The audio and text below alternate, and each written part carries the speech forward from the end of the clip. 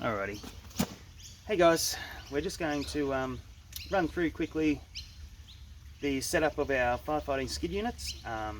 First off, I'll show you how we're going to hook up the suction hose and prime the tank. And that's how you self-fill from a water source like a creek, a dam, a pool. So first off, what we're going to do is we're going to make sure our tank valve is turned off. We're going to turn our red-handled recirculation valve on, remove the lid from the tank to allow the air to escape, and then we'll hook our 2-inch suction hose on, put the other end in the water source, start the pump, and I'll show you how it primes up. So, tank valve in here is off, recirculation valve is on, remove our dust cover,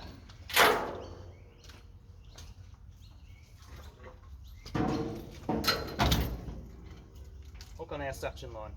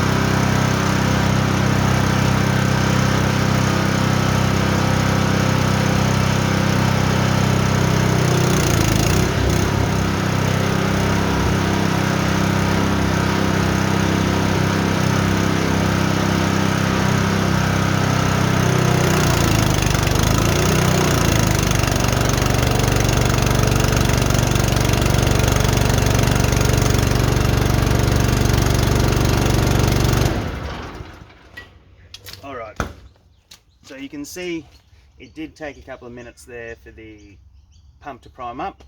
You would have heard it really load up and start to change its pitch. That's the pump now moving water into the tank. We're only 2 meters from our water source here, so if you're right at the end of the distance of your 6 meter suction hose, it can take longer, and if it does, what you can do is remove the top black cap off the red impeller. You fill that full of water, and that is how you prime the pump. Replace the cap, restart the process, and you will start to feel that hose. If that hose is starting to get water draw up it and it's getting heavy, the pump is doing its thing.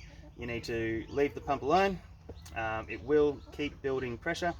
2 or 3 minutes is a long time when you're sitting there waiting for it to build prime, and it does take a while sometimes.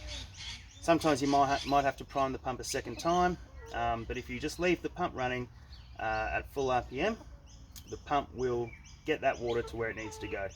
They are designed to self-prime that full distance of 6 meter suction hose.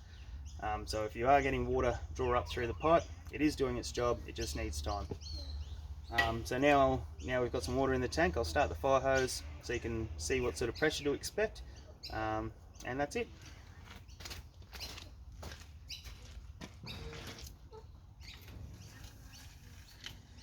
First, we remove our suction line.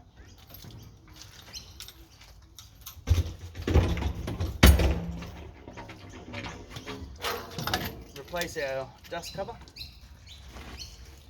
Turn on our tank valve, and we're good to go.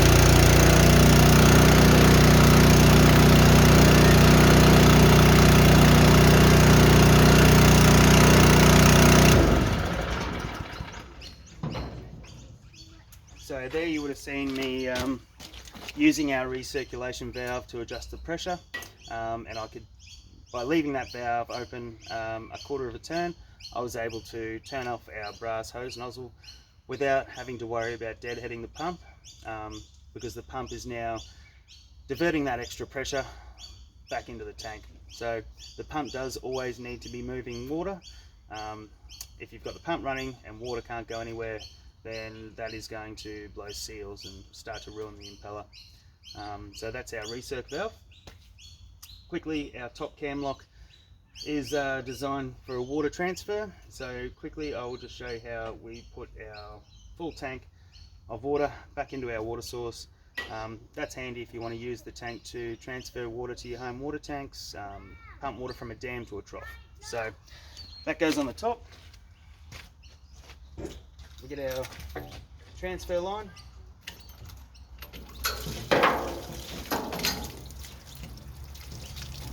We're going to leave our recirc valve completely off, and that will bypass the tank.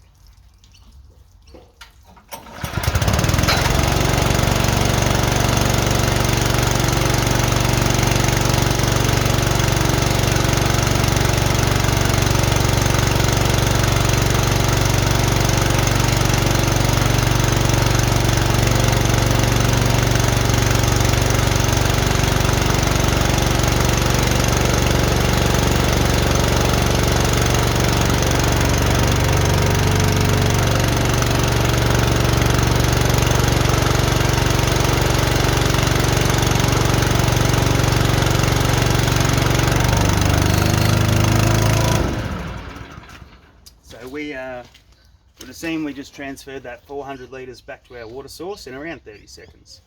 So if you're having any troubles, there's a couple of steps you can go through. If you've got any other questions, drop us a comment down below and we will make another video. So thanks for watching, and glad we can help.